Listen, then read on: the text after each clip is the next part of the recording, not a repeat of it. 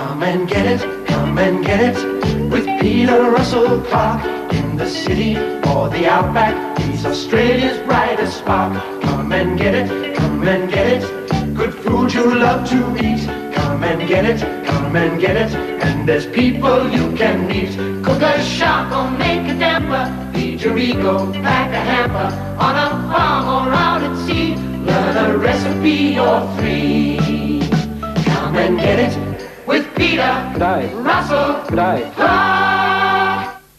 G'day. Today we're going to talk to Tony Rafferty, one of the great runners that's ever pounded the footpaths of Australia. I don't think you run on footpaths, but anyway, he's run from Melbourne to Sydney and he runs for fortnights at a time. Very interesting bloke, so we'll have a listen to him.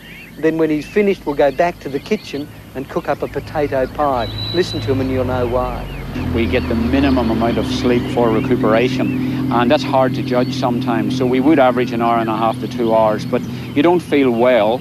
A good time to sleep is that natural deep sleep period from, say, 2 a.m. to 4 a.m. That's ideal.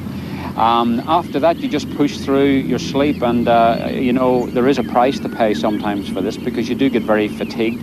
But the body's an amazing thing on these ultra-distance races. One seems to recuperate, it seems to adapt after 4 or 5 days, and at times you really feel good. You tell me when the sun comes up, that makes you feel better.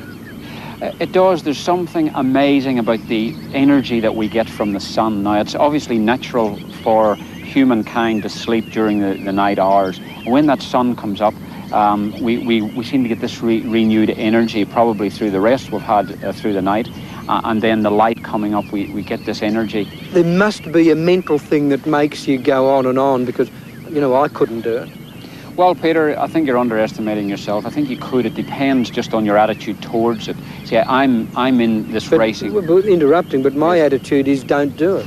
Well, that's fair enough. So you're putting those limitations on yourself because you find that you get highs out of running your 10 miles a day, and that satisfies you. In the competitive distance running game, there are people who can run for 24 hours without stopping, 48 hours without stopping, and one likes to reach out to those dimensions, and that's what I think my interest is. I seem to be able to do that reasonably successfully, and it's an attitude of mind. If I can do 24 hours, maybe I'll be able to do 48 hours and so on, and that's why I've extended that to the 1,000-mile races. Righto, we'll go back to the kitchen and see if we can actually cook up a potato or two. It'll satisfy the boy, okay.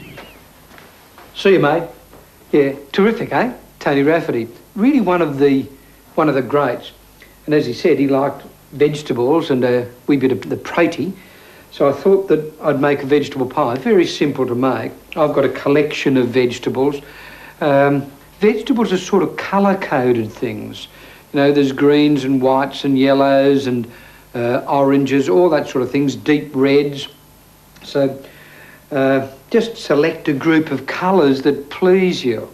I'm going to put leaves in like this into the pie, as well as tomatoes. The reason I'm using tomatoes is I need the liquid from the tomatoes.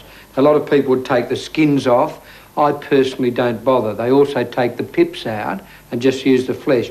But I need that liquid just to create a steam underneath the potato, which will be the lid of the pie. So I need to steam the vegetables.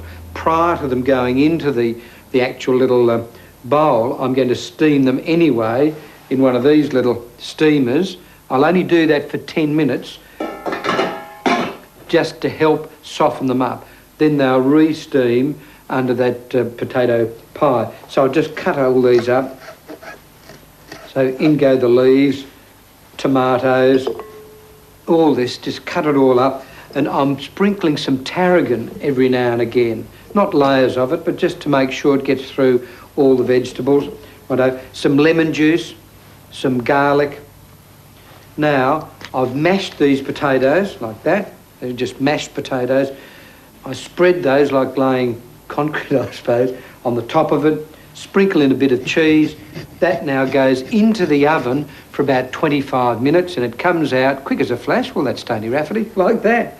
Come and get it with Peter G'day. Russell G'day. Clark.